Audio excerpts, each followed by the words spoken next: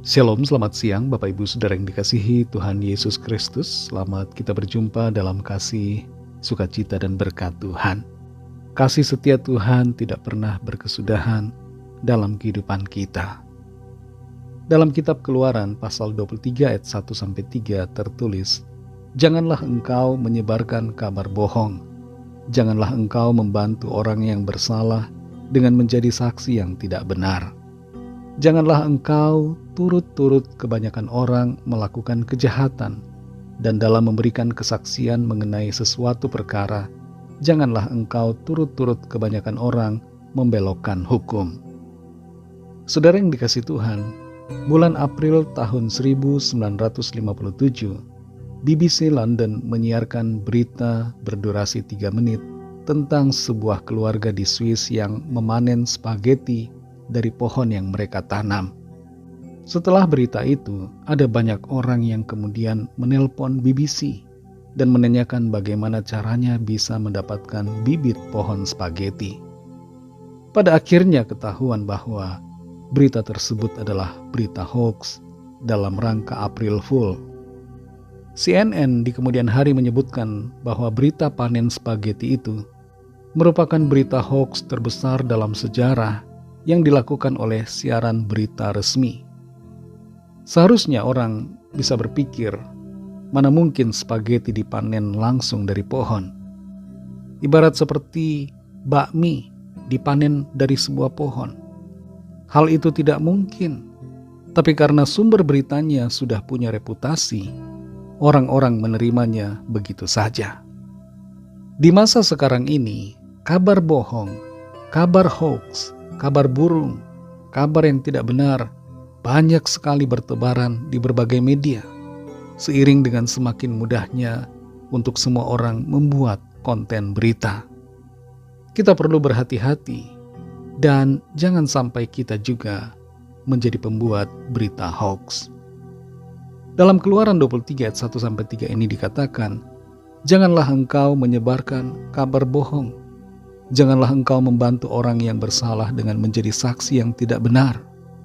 Janganlah engkau turut-turut kebanyakan orang melakukan kejahatan, dan dalam memberikan kesaksian mengenai sesuatu perkara, janganlah engkau turut-turut kebanyakan orang membelokkan hukum."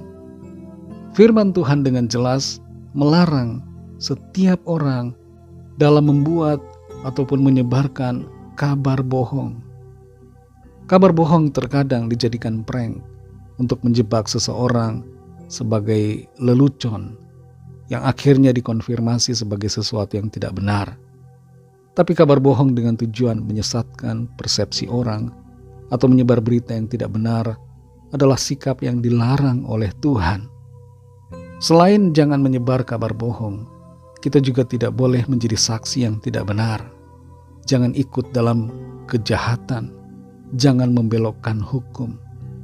Apapun tawaran keuntungan yang diberikan kepada kita, atau berapapun potensi keuntungan yang bisa kita dapat, jangan membuat kita menyebarkan kabar yang bohong. Dalam Matius 5 ayat 37 tertulis, "Jika ya, hendaklah kamu katakan ya. Jika tidak, hendaklah kamu katakan tidak. Apa yang lebih daripada itu berasal dari si jahat." Si jahat dalam ayat ini adalah iblis. Iblis suka berkata bohong. Iblis suka menyesatkan orang. Iblis mau agar banyak orang menjadi tersesat dan binasa. Saudara yang dikasihi Tuhan, mari kita tidak menyebarkan hoax, tidak menyebarkan kabar bohong, dan seiring dengan itu, jangan sampai kita menjadi korban dari berita yang tidak benar, berita fitnah, manipulasi, berita hoax, kabar bohong dan sebagainya. Apalagi kabar atau berita yang hendak membelokkan iman kita kepada Kristus. Mari berkata yang benar dan jaga hati untuk selalu bersikap jujur dalam perkataan dan perbuatan kita, serta minta hikmat Tuhan untuk kita dapat mengenali mana berita yang benar, mana berita yang bohong. Mari kita berdoa.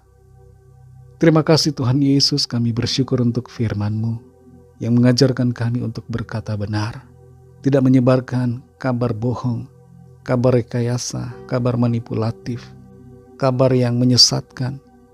Kami mengerti ya Tuhan, sebagai orang percaya, kami diajar, diminta oleh Tuhan untuk berkata yang benar, menjaga perkataan kami agar berkenan kepada Tuhan, jujur dan tidak berbelok-belok, tidak membelokkan kebenaran, tidak menyimpang dari kenyataan. Terima kasih untuk firman-Mu. Pimpin kami, tuntun kami Roh Kudus, supaya kami memiliki habit, kebiasaan, mulai dari dalam keluarga kami, untuk selalu berkata benar, dan senantiasa jujur, mengatakan kebenaran dimanapun kami berada.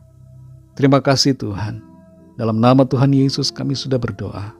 Haleluya. Amin. Puji Tuhan, saudara yang dikasihi Tuhan. Tuhan Yesus memberkati saudara semua. Selamat melanjutkan aktivitas saudara, dan sampai jumpa dalam renungan yang berikutnya. Haleluya.